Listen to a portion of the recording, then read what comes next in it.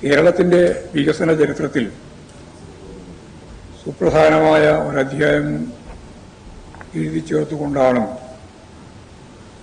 അതിദാരിദ്ര്യ മുക്ത സംസ്ഥാനമായി കേരളത്തെ ഇന്നലെ ബഹുമാനപ്പെട്ട മുഖ്യമന്ത്രി പ്രഖ്യാപിച്ചു. നവംബർ 1-ാം തീയതി അതിദാരിദ്ര്യ വിമുക്ത സംസ്ഥാനമായി കേരളത്തെ പ്രഖ്യാപിക്കുമ്പോൾ അത് ലോകത്തിന്റെ മുമ്പിൽ ഒരു പുതിയ ചരിത്രം രചിക്കുക കൂടിയാണ് ചെയ്തത്. പ്രതിപക്ഷ പാർട്ടികളും ചില വിദഗ്ധരുമെല്ലാം ഈ അതിദാരിദ്ര്യ വിമുക്ത സംസ്ഥാനമായിട്ട് കേരളം മാറുന്നതിനെ വലുതായി വിമർശിക്കുന്ന നില കാണുകയുണ്ടായി. കേട്ടാൽ തോന്നുക ഈ അതിദാരിദ്ര്യ വിമുക്ത സംസ്ഥാനമായി കേരളം മാറിയത് ഇന്നലെ നവംബർ 1-ാം തീയതിയാണ് എന്നാണ് തോന്നുന്നത്. അത് പ്രഖ്യാപിച്ചതാണ്. അതിനു മുമ്പേ ഉള്ള വർഷങ്ങൾ നീണ്ടു നിൽക്കുന്ന ഒരു പ്രക്രിയയിലൂടെയാണ് അതിദാരിദ്ര്യ വിമുക്ത സംസ്ഥാനമായിട്ട് കേരളത്തെ മാറ്റാൻ കഴിഞ്ഞത്. ഇപ്പോൾ പ്രതിപക്ഷ നേതാവും ചില വിദഗ്ധന്മാരും മനസ്സിലാക്കുന്നത് ഇന്നലെയാണ് അത് സാധിച്ചത്, എന്തോ ആരോ കണ്ടുപിടിച്ചതുപോലെ സംഭവിച്ചു എന്നാണ്. അതിദാരിദ്ര്യ വിമുക്തമാക്കുക എന്ന അജണ്ട തന്നെ എങ്ങനെയാണ് വരുന്നത്? അത് വളരെ ഗൗരവപൂർവ്വം കാണേണ്ട ഒരു പ്രശ്നമാണ്. 28%, 30% അതിദാരിദ്ര്യമുള്ള ഏതെങ്കിലും ഒരു സംസ്ഥാനത്തിന് അതിദാരിദ്ര്യ വിമുക്ത സംസ്ഥാനമായി മാറാൻ പറ്റുമോ? ഞാൻ വളരെ ലളിതമായിട്ടൊരു ചോദ്യം ഉന്നയിക്കുകയാണ്. 28%, 30% UP, മധ്യപ്രദേശിനൊക്കെ ഏത് കാലത്താണ് അതിദാരിദ്ര്യമുക്ത രാജ്യമായിട്ട് മാറാൻ പറ്റുക, സംസ്ഥാനമായിട്ട് മാറാനാകുക? ഞങ്ങളെ സംബന്ധിച്ചിടത്തോളം 0.5% 2021 അതിദാരിദ്ര്യരുടെ എണ്ണം 0.7% അന്ന്. അത് പിന്നീട് 5% ചുരുങ്ങി. ഇപ്പോഴും 0% അങ്ങനെയാണ് കാര്യം. യഥാർത്ഥത്തിൽ ഇടതുപക്ഷ ജനാധിപത്യ മുന്നണി ഗവൺമെന്റ് ഈ ഒരു 5 കൊല്ലക്കാലം കൊണ്ടല്ല, സഖാ VMSന്റെ ഗവൺമെന്റ് മുതൽ നടത്തിയിട്ടുള്ള ഫലപ്രദമായ ഇടപെടലിലൂടെയാണ് ഈ അതിദാരിദ്ര്യ മുക്ത സംസ്ഥാനമായി കേരളം മാറിയത്. അത് കാണുന്നതിന് പകരം എന്തോ ഒരു അട്ടിമറി ഇപ്പോൾ നടത്തിയിട്ട് പ്രഖ്യാപിക്കുകയാണ് എന്നാണ് പ്രതിപക്ഷ നേതാവ് ഉൾപ്പെടെ ആളുകൾ തിരിക്കുന്നത്. സോവിയറ്റ് റഷ്യ ഉണ്ടായിരുന്ന സന്ദർഭത്തിൽ റഷ്യ യഥാർത്ഥത്തിൽ അതിദാരിദ്ര്യം ഉൾപ്പെടെയുള്ള എല്ലാ കാര്യവും അവർ ഒഴിവാക്കി. ഇപ്പോഴ് 49 ജനകീയ ചൈന രൂപപ്പെട്ടതിന് ശേഷം 2021 അതിദാരിദ്ര്യം അവർ അവസാനിപ്പിച്ചത്. അതിനുശേഷം അതിദാരിദ്ര്യം അവസാനിപ്പിക്കുന്ന ഒരേ ഒരു നാട് കേരളം. ഈ ചരിത്രപ്രസിദ്ധമായ സംഭവം മറച്ചുവെച്ച് ഇതെല്ലാം തട്ടിപ്പാണ് എന്ന് പറയുന്ന വി ഡി സതീശനോട് എന്താണ് പറയുക? ഒരു കാര്യം കൂടി അതിനോട് പറയാനാകില്ല. വി ഡി സതീശൻ കേരളത്തിന്റെ പ്രതിപക്ഷ നേതാവാണ്. എല്ലാ ഔദ്യോഗിക അംഗീകാരവും. എന്നാൽ കേരളത്തിൽ അങ്ങോളം ഗ്രാമപഞ്ചായത്തുകളുണ്ട്, മുനിസിപ്പാലിറ്റികളുണ്ട്, കോർപ്പറേഷനുകളുണ്ട്. ഈ എല്ലാ കോർപ്പറേഷനും, എല്ലാ മുനിസിപ്പാലിറ്റിയും, എല്ലാ പഞ്ചായത്തും എല്ലാം ഭരിക്കുന്നത് ഇടതുപക്ഷത്തിനെയല്ല. എല്ലാം ഭരിക്കുന്നത് കോൺഗ്രസ് ഉണ്ട്, ഉണ്ട്, UDFകാരുണ്ട്. ഒരു 10-25% നിങ്ങൾക്ക് ജില്ലാ പഞ്ചായത്തിലുണ്ട്, കോർപ്പറേഷനിലുണ്ട്. എല്ലാ പഞ്ചായത്തും, എല്ലാ കോർപ്പറേഷനും, എല്ലാ മുനിസിപ്പാലിറ്റിയും ഇതിനകം അതിദാരിദ്ര്യ മുക്ത പഞ്ചായത്തായി, മുനിസിപ്പാലിറ്റിയായി, കോർപ്പറേഷനായി, ജില്ലയായി പ്രഖ്യാപിച്ചിട്ടുണ്ട്. അങ്ങനെയുള്ള ഈ വി ഡി സതീശൻ എവിടെയാ ഉണ്ടായിരുന്നത്? നിങ്ങളിത് ഒരു കൊല്ലത്തെ പ്രക്രിയയല്ലോ. ഞാൻ മന്ത്രിസഭയിലെത്തിയ ആദ്യത്തെ മന്ത്രിസഭാ യോഗത്തിലാണ് യഥാർത്ഥത്തിൽ ഈ അജണ്ട വരുന്നത്. അന്ന് തദ്ദേശ സ്വയംഭരണ സ്ഥാപനങ്ങളുടെ മന്ത്രി എന്ന രീതിയിൽ ഞാനാണ്. പിന്നീട് കുടുംബശ്രീ ഉൾപ്പെടെയുള്ള സംവിധാനത്തെ മുമ്പ് ലക്ഷക്കണക്കിന് ആളുകൾ വേണ്ടിയിട്ടാണ് ഈ സർവേ പൂർത്തിയാക്കിയത്. ആ സർവേ പൂർത്തിയാക്കിയതിന് ശേഷമാണ് സൂക്ഷ്മാംശത്തിൽ ഓരോരുത്തരെയും കണ്ടെത്തി അതിദാരിദ്ര്യം അവസാനിപ്പിക്കുന്നതിനുള്ള പ്രായോഗിക പ്രവർത്തനം ആരംഭിച്ചത്. ഇത് കുറെ കൊല്ലം 4.5 വർഷമായി തുടങ്ങിയിട്ട്. അന്നൊന്നും ഇതിനെപ്പറ്റി ഒരു അക്ഷരം പറഞ്ഞിട്ടില്ല. ഒരു കാര്യം പറയാനവർക്ക് ഉണ്ടായിരുന്നില്ല. ഇപ്പോഴും ലോകം മുഴുവൻ അംഗീകരിക്കുന്ന കേരളം ലോകത്തിന്റെ മുമ്പിൽ ഏറ്റവും കടുത്ത രീതിയിൽ ലോക ശ്രദ്ധയാകർഷിക്കുന്ന രീതിയിൽ ഇടപെട്ടപ്പോൾ അത് സഹിക്കുന്നില്ല. ആ സഹിക്കാത്ത പശ്ചാത്തലത്തിലാണ് യഥാർത്ഥത്തിൽ ഇപ്പോഴും വി ഡി സതീശൻ ഉൾപ്പെടെയുള്ള ആളുകൾ വമ്പൻ തട്ടിപ്പാണ് എന്ന് പറഞ്ഞു നടന്നുകൊണ്ടിരിക്കുന്നത്. അങ്ങനെയാണെങ്കിൽ വി ഡി സതീശനോട് ഞാൻ വെല്ലുവിളിച്ച് പറയാം, കോൺഗ്രസിന്റെ ഉന്നത നേതൃത്വം ഉൾപ്പെടെയുള്ള ജില്ലാ പഞ്ചായത്ത്, കോർപ്പറേഷൻ, മുനിസിപ്പാലിറ്റി, ഗ്രാമപഞ്ചായത്ത് പ്രസിഡന്റുമാർ മുഴുവൻ, അതിൽ കോൺഗ്രസിന്റെയും ലീഗിന്റെയും ഉൾപ്പെടെ മുഴുവൻ തട്ടിപ്പാണ്. ആളുകളെ പറഞ്ഞ് വെട്ടിയാക്കുന്നതിന് എന്തെങ്കിലും ഒരു അടിസ്ഥാനമാണ്. എന്ത് കളവും പറയാൻ യാതൊരു മടിയുമില്ലാതെ ഒരു പ്രതിപക്ഷ നേതാവും അതിനോടൊപ്പം ചേർന്ന് നിൽക്കുന്ന കുറച്ച് വിദഗ്ധന്മാർ. അതാണ് ഇപ്പൊ കേരളത്തിൽ കണ്ട ഒരു ചിത്രം. ഞങ്ങൾ അഭിമാനത്തോട് തന്നെയാണ് പറയുന്നത്, അതിദാരിദ്ര്യം അവസാനിപ്പിച്ച ലോകത്തെ ഏറ്റവും പ്രധാനപ്പെട്ട കേന്ദ്രങ്ങളൊന്നും ഇന്ന് ലോക ചരിത്രത്തിൽ കേരളം തന്നെയാണ്. ഇന്നലത്തോടു ബാക്കിയുടെ ഒന്നും ചൈനയാണ്. ബാക്കിയെല്ലാം മുതലാളിത്തം പോകും. സമ്പന്നർ കൂടുതൽ സമ്പന്നരാകുക, ദരിദ്രർ കൂടുതൽ ദരിദ്രരാകുക. അങ്ങനെയുള്ള രാജ്യത്ത് എവിടെയാണ് അതിദാരിദ്ര്യം അവസാനിക്കുക? അതല്ലേ മുതലാളിത്തത്തിന്റെ രീതി. അല്ലെങ്കിൽ പറയട്ടെ, ഞാൻ കുറെ പ്രാവശ്യമായി പറയാൻ തുടങ്ങി. ഏറ്റവും ഒരു പത്രക്കാരൻ ഒരു ചോദ്യം അതിനെ മറുപടിയായി ചോദിക്കുകയാണ്.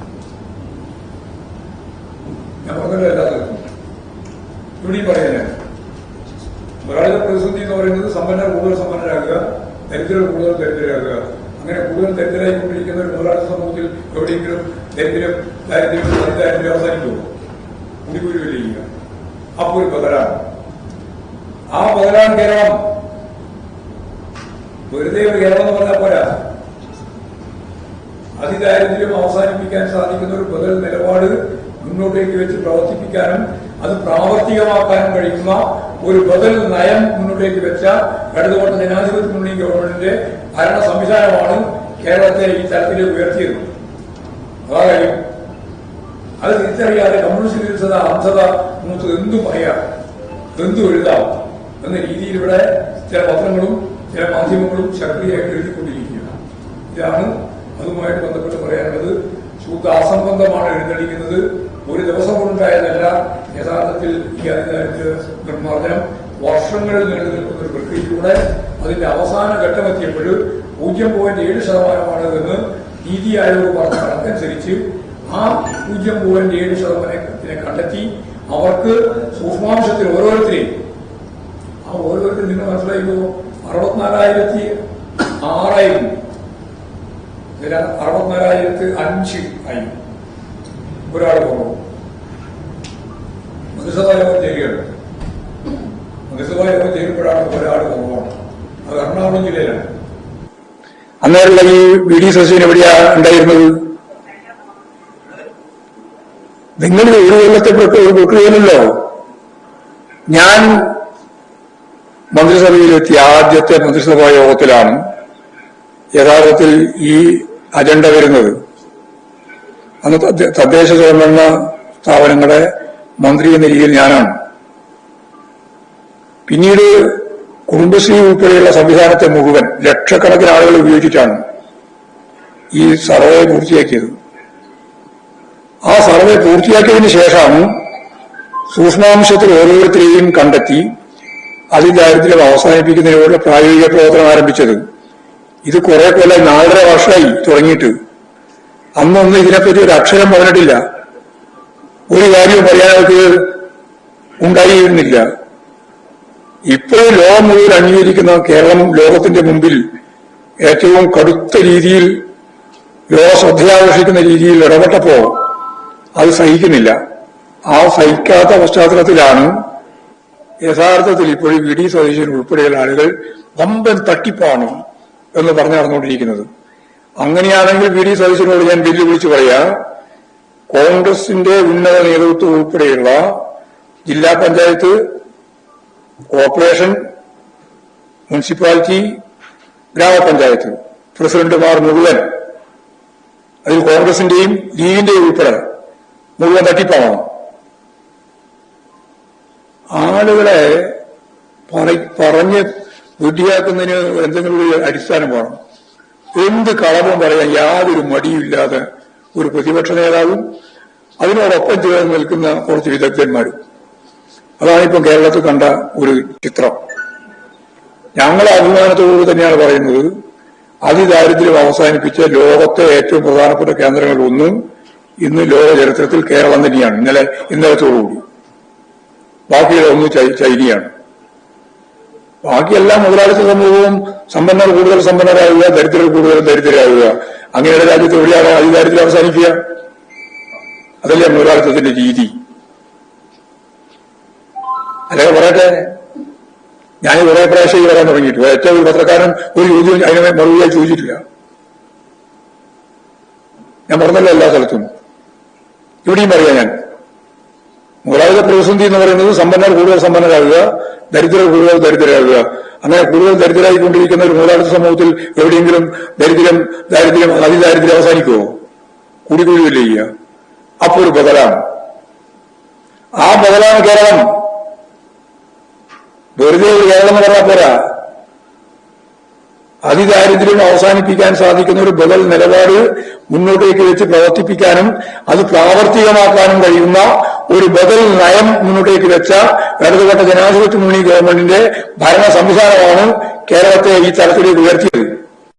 ആ കാര്യം അത് തിരിച്ചറിയാതെ കമ്മ്യൂണിസ്റ്റ് വിരുദ്ധത, അന്ധത മൂത്ത് എന്തും പറയാം, എന്തും എഴുതാം എന്ന രീതിയിൽ ഇവിടെ ചില പത്രങ്ങളും ചില മാധ്യമങ്ങളും സക്രിയമായിട്ട് എഴുതിക്കൊണ്ടിരിക്കുകയാണ്. ഇതാണ് അതുമായിട്ട് ബന്ധപ്പെട്ട് പറയാനുള്ളത്. ശുദ്ധ അസംബന്ധമാണ് എഴുന്നള്ളിക്കുന്നത്. ഒരു ദിവസം കൊണ്ടുണ്ടായതല്ല. യഥാർത്ഥത്തിൽ ഈ അതിദാരിദ്ര്യ നിർമ്മാർജ്ജനം വർഷങ്ങൾ നീണ്ടു നിൽക്കുന്ന ഒരു പ്രക്രിയയിലൂടെ അതിന്റെ അവസാന ഘട്ടമെത്തിയപ്പോൾ 0.7% എന്ന് നീതി ആയോഗ് പറഞ്ഞ കണക്കനുസരിച്ച് ആ 0.7% കണ്ടെത്തി അവർക്ക് സൂക്ഷ്മാംശത്തിൽ ഓരോരുത്തരെയും നിങ്ങൾ മനസ്സിലായിക്കോ, 64,006 അതിൽ 64,005 ആയി. ഇമാതിരി ഒരു പ്രതിപക്ഷവും പ്രതിപക്ഷ നേതാവും. അതാണ് ഇവിടെ കാണാൻ കഴിയുന്ന ഒരു ചിത്രം. അതുകൊണ്ട് അതിദാരിദ്ര്യ മുക്തമായ കേരളത്തിൽ ഇനി ഞങ്ങളുടെ ഉന്നം ദാരിദ്ര്യം അവസാനിപ്പിക്കൽ തന്നെയാണ്. ഇപ്പൊ അതിദാരിദ്ര്യത്തെ അവസാനിപ്പിച്ചിട്ടുള്ളൂ. ഇനി ദാരിദ്ര്യം അവസാനിപ്പിക്കുക. അത് കുറേ അധികം വരും. അതിന്റെ ഭാഗമാണ് കേരളത്തിലെ മുഖ്യമന്ത്രിയുടെ മന്ത്രിസഭാ യോഗത്തിന് ശേഷമുള്ള പ്രഖ്യാപനം. അത് കേരളത്തിന്റെ ചരിത്രത്തിലെ ഏറ്റവും വലിയ ആവേശകരമായ ഒരു പ്രഖ്യാപനമായിട്ടാണ് ഇത് മാറിയത്. കേരളത്തിലെ 1 കോടിയിലധികം വരുന്ന ജനങ്ങൾക്ക് നേരിട്ട് ആനുകൂല്യം പ്രഖ്യാപിച്ച ഇതുപോലെ ഒരു പദ്ധതി ഇതിനു മുമ്പ് ഒരിക്കലുണ്ടായിട്ടില്ല. 1 കോടിയിലധികം ആൾക്ക് ഒറ്റയടിക്ക് ഒരു മന്ത്രിസഭാ യോഗത്തിന്റെ തീരുമാനത്തിന്റെ ഭാഗമായി ഈ നവംബർ 1 ഇന്നലെ മുതൽ ആനുകൂല്യം പ്രഖ്യാപിച്ച് നടപ്പിലാക്കിയ ഒരു സംവിധാനം ഇതിനു മുമ്പ് പറയാൻ പറ്റില്ല. ഇതെല്ലാം കണ്ടുകൊണ്ടുള്ള വെപ്രാളത്തിലാണ് ഇപ്പോൾ പ്രതിപക്ഷം. അതാണ് കാര്യം. വലിയ വെപ്രാളത്തിലാണ്. ഇനി എങ്ങനെ ഇതിനെ നേരിടുന്നുള്ളതാണ്. അത് വെച്ചാണ് കളവിങ്ങനെ അടിച്ചു പാസ്സായിക്കൊണ്ടിരിക്കുന്നത്. എല്ലാം കണ്ണിൽ പൊടിയിടാൻ വേണ്ടിയിട്ടാണ്. കണ്ണിൽ പൊടിയിടാൻ വേണ്ടിയിട്ട് നവംബർ 1 മുതൽ നടപ്പിലാക്കുമോ? 31.43 ലക്ഷം നമ്മുടെ പാവപ്പെട്ട സ്ത്രീകൾക്ക് 35 വയസ്സ് മുതൽ 60 വയസ്സ് വരെ ഉള്ളവർക്ക് 1000 ഉറുപ്പിക പ്രകാരം കൊടുക്കല്ലേ? ആ പദ്ധതി ഇന്നലെ മുതൽ ആരംഭിച്ചില്ലേ? 31 ലക്ഷത്തിലധികം ആൾക്കാർ, 31.34 ലക്ഷം ആളുകൾക്കാണ് ആ ആനുകൂല്യം കിട്ടാൻ പോകുന്നത്. 62 ലക്ഷം ആളുകൾക്കാണ് 400 ഉറുപ്പിക ഒറ്റയടിക്ക്. നമ്മളവിടെ എല്ലാം കാര്യങ്ങൾ ഇങ്ങനെ സംസാരിക്കുമ്പോൾ ഒരു 100 രൂപയെങ്കിലും വർദ്ധിപ്പിക്കേണ്ടിയുണ്ട്. കാരണം പ്രയാസത്തിലാണ്. നിങ്ങൾ ആലോചിച്ചു, കഴിഞ്ഞ പ്രകടന പത്രികയിൽ, ഇപ്രാവശ്യമല്ല അതിന് മുമ്പുള്ള പ്രകടന പത്രികയിൽ ഞങ്ങൾ എത്രയാക്കുമെന്നാണ് പറഞ്ഞിരുന്നത്? നിങ്ങൾക്ക് ആർക്കെങ്കിലും ഓർമ്മയുണ്ടോ? പത്രക്കാർക്ക് നിങ്ങൾക്കാണല്ലോ ഓർമ്മയുണ്ടാവേണ്ടത്. അതായത് ഞങ്ങൾ അധികാരത്തിൽ വന്നാൽ ഇടതുപക്ഷ ജനാധിപത്യ മുന്നണി ഗവൺമെന്റ് ഈ പെൻഷൻ വാങ്ങുന്ന ആളുകൾക്ക്, കർഷക തൊഴിലാളി ഉൾപ്പെടെയുള്ളവർക്ക് എത്രയായിട്ട് വർദ്ധിപ്പിക്കുന്ന പറഞ്ഞേ? അല്ല, ഇതെല്ലാം ഞാൻ ഈ ഇലക്ഷനല്ല, ഇതിനപ്പുറത്തെ ഇലക്ഷനാണ് ഞാൻ പറയുന്നത്.